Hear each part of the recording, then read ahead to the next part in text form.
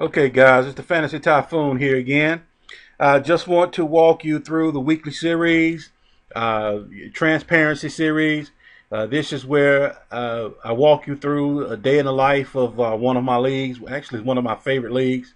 And let's just go ahead and get started. Like I said, this will be up every Thursday. So make sure you check back every Thursday and see a new video.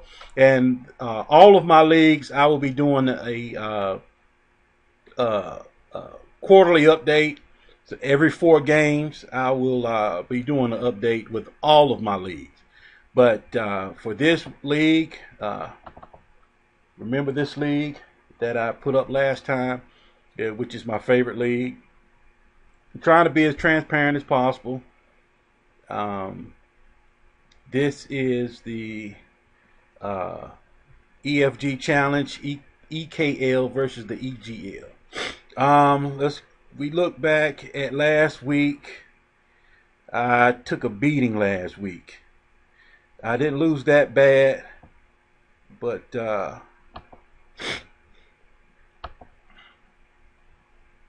let's see. This Camtasia really drains. It really puts a strain on my computer. So bear with me.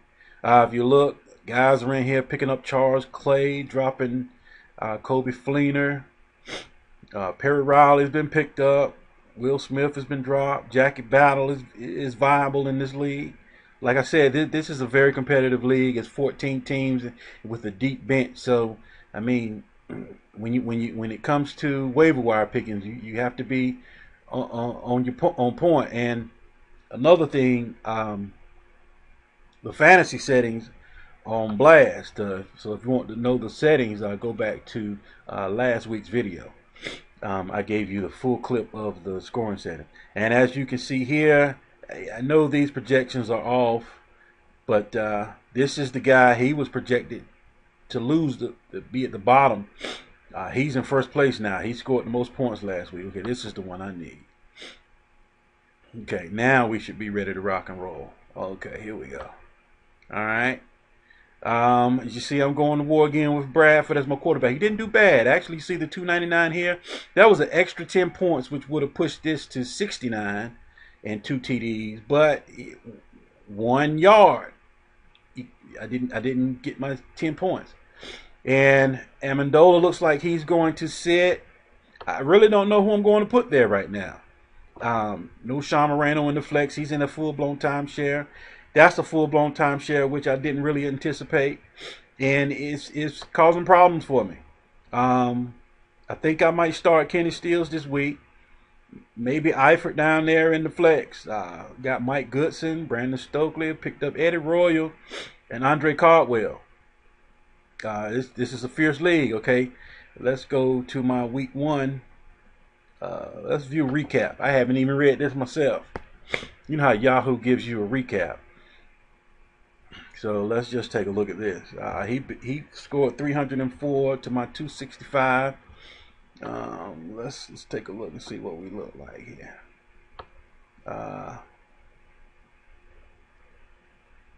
Let's see. I fell short. The top players: Bradford, Cobb, Amendola, which I have to sit now. And he was one of my top players. Let's see.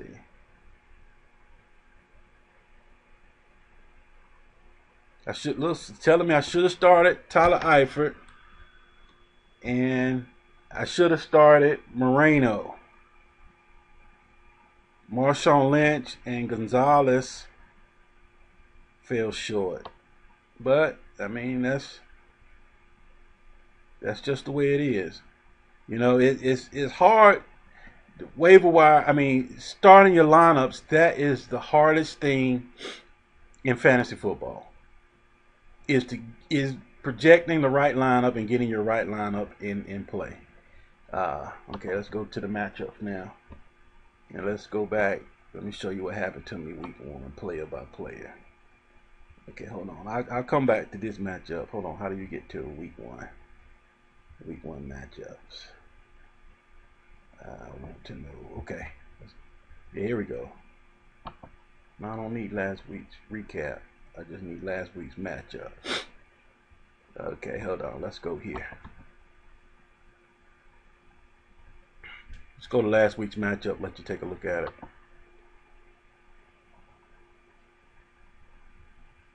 Okay. Hopefully this will take me away. Okay, well, it looks like I won't be able to get last week's matchup right now. But, okay, let's just go ahead and go here for this matchup. I'm pretty sure there's a way to find matchups for week 1, but, oh, here it is.